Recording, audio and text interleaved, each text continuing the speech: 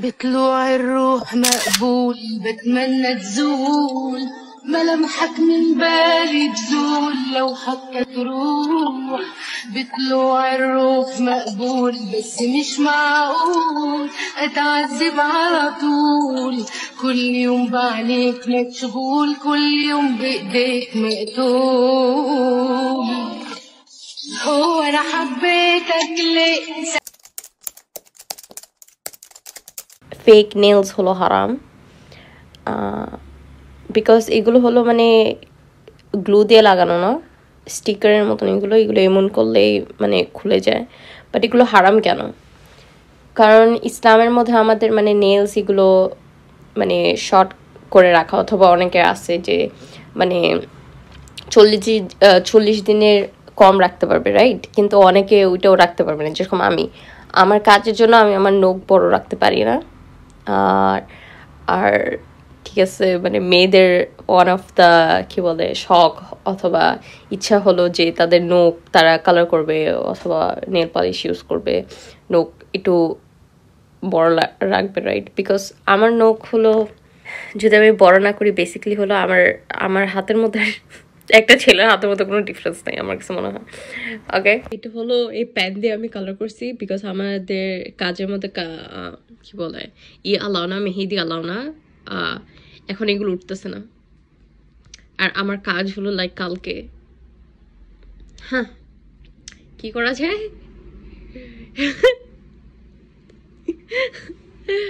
ও no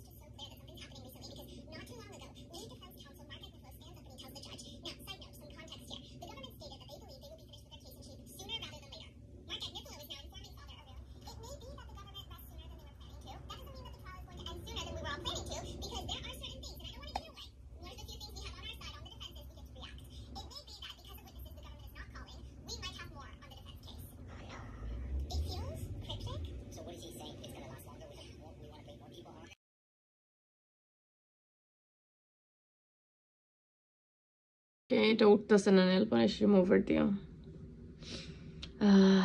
কি যে হবে আমি আমার লিডারকে কিভাবে বুঝাবো আমি কি করতে চাইছি মানে আমাদের কোম্পানি ওইখানে হলো খাবার এগুলো হ্যান্ডেল করা হয় অনেক সো আমরা গ্লাভস এগুলো পরলেও মানে আমাদের হাত সব সময় ক্লিন রাখতে হয় দিস ইজ ওয়াই এটা হলো মানে সিরিয়াস ইভেন তো এটা হলো মানে ট্রান্সফার হবে না কোনো কিছুর মধ্যে অ্যান্ড কি বলে ইভেন তো আমরা 2-3টা গ্লাভস পরি কনস্ট্যান্টলি অ্যালকোহল ইউজ করি rubbing alcohol to clean our hands তারপর সোপ দিয়ে আমরা যতবার মানে খাবারের এরিয়াতে ঢুকি আমরা হাত ধুই বাট স্টিল মানে এইসব আলাও না কেন উঠতেছে না এটা জাস্ট কলম প্লিজ গাইস যদি তোমরা হলো মানে আলতা চাও ফর ফ্রি না মানে কম দামে এই কলমটা কিনো মানে এই কলম এত স্টেন করবে আমি বুঝতে পারিনি আমি নর্মালি এই কলম মানে এত দাগ থাকে না বাট ইয়া কি হয়েছে আমার হাতের অবস্থা আমার কাছে মনে হয় না এটা আমি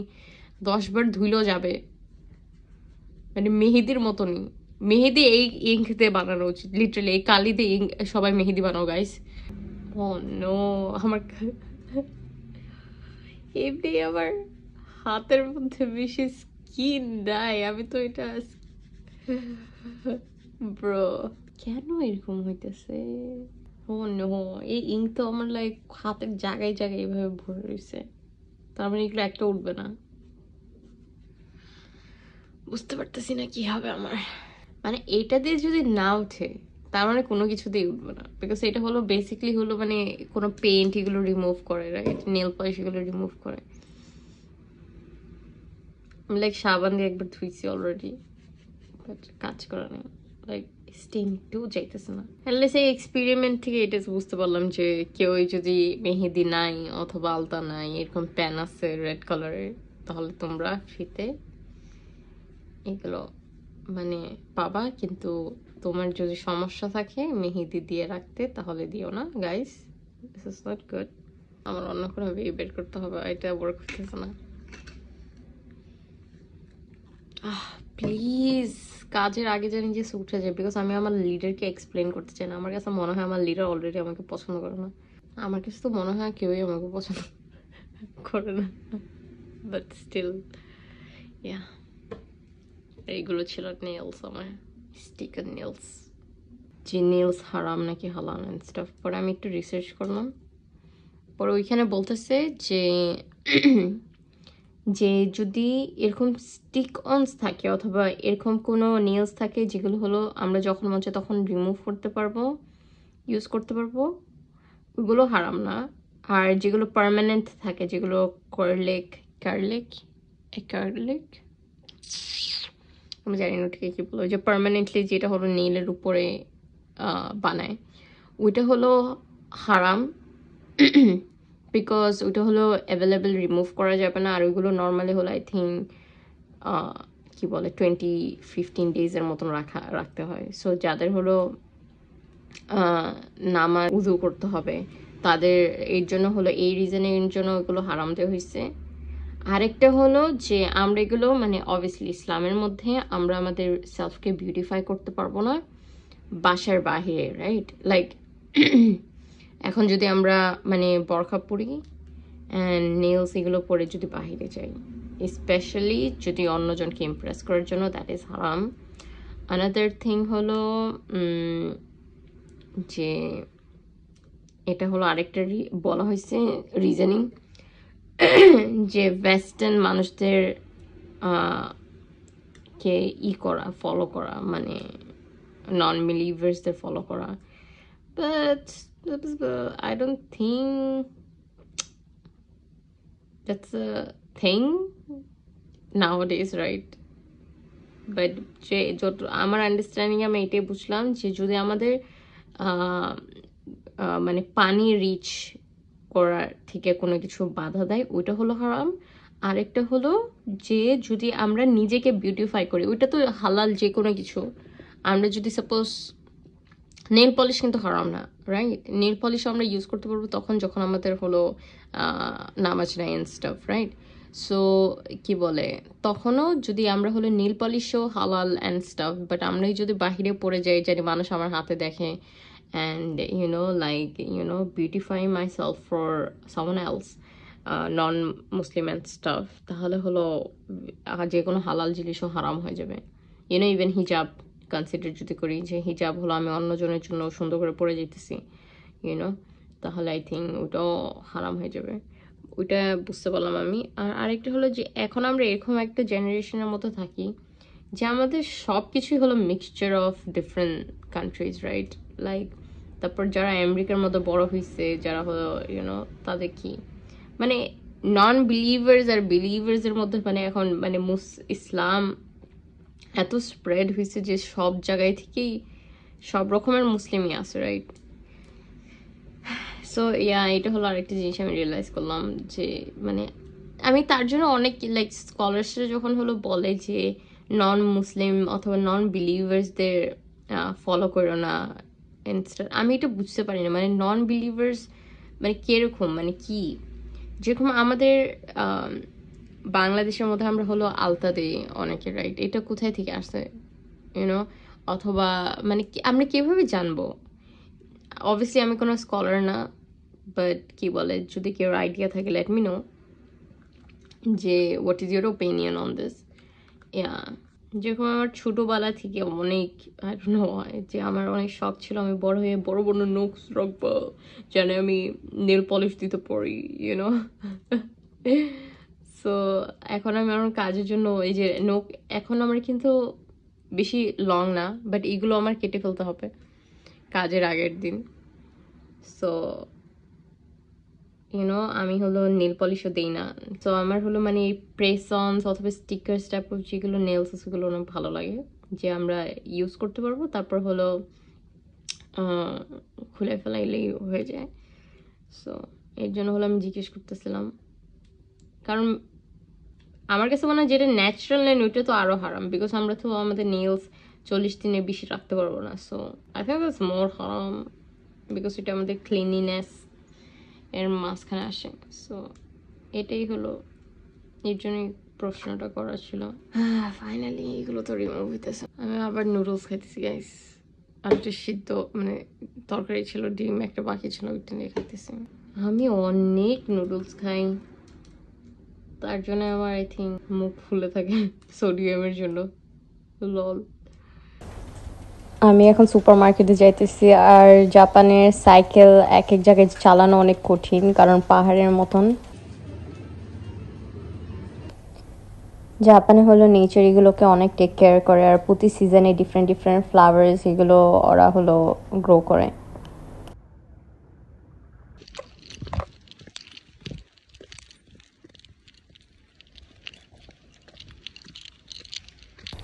আমি অ্যাকচুয়ালি চেক করতেছিলাম যে ভিজা নাকি না বসার জন্য। চেরি ব্লসমের মতন এই হাইড্রেঞ্জিয়া ফ্লাওয়ার্সগুলো জাপানে চারোদিকে দেখা যায়, স্পেশালি বৃষ্টি সিজনে। আর এগুলো অনেক সুন্দর, এইগুলো গাছগুলো সারা বছর থাকে। আমি অনেক দিন পর এরকম একটা হালাল নুডলস পাইছি, রামেন পাইছি 7-11-এর মধ্যে।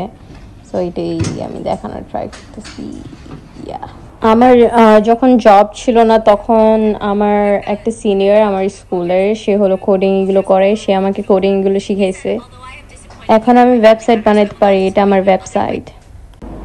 আমি জানি আমি অনেক নুডলস এগুলো দেখাই, বাট নুডলস হলো আমার ফেভারিট। আর এই সালাদ, এটা হলো জাপানের মধ্যে অনেক এরকম সালাদ এগুলো খায়, এটা হলো অনেক মজা। যারা সালাদ পছন্দ করে আমি রেকমেন্ড করব যে হয়তো চিপস, যেরকম এরকম চিপস অথবা ব্রেডস আছে না, ব্রেডসের যে সাইডের কোনাগুলো যেগুলো আমরা স্যান্ডউইচ এগুলো বানানোর সময় কাইটে ফালাই দিই, ওগুলোকে টুকরা টুকরা করে হালকা তেলের মধ্যে ভাইজে যদি সালাদের মধ্যে দেয়, ওটা অনেক মজা হয়। আর যে মেয়েরা হলো মানে টক জাতীয় খাবার পছন্দ করেন stuff, they should try this. Like this is so yummy, like চটপটের মতন ইয়ামি। মিস্টেক করছি, ওকে, চটপটের মতন না, পাগলা পানির মতন। লাইক আমি বাংলাদেশের তাই 4টা খাবার অনেক মিস করি। একটা হলো পাগলা পানি, দেন আরেকটা হলো চটপটি, ফুচকা, অ্যান্ড আরেকটা হলো বাংলাদেশের বড়ের আচার আছে না, ঝাল টক বড়ের আচার, কি জানি বলো এগুলোকে, Bombay. I miss them so much. Like I wish যে মানে ইন্ডিয়ার মতন আই উইশ যে বাংলাদেশি খাবারগুলো আছে না মানে সব দেশের মধ্যে অ্যাভেলেবেল পাওয়া যেত, অনেক ভালো হতো আই থিঙ্ক। আর আমাদের খাবারগুলো অনেক ইউনিক। আই উইশ কত বিজনেস আইডিয়াস আছে, জাস্ট মানে এবিলিটি নাই দেখে করার। ইয়া, সো এটা হলো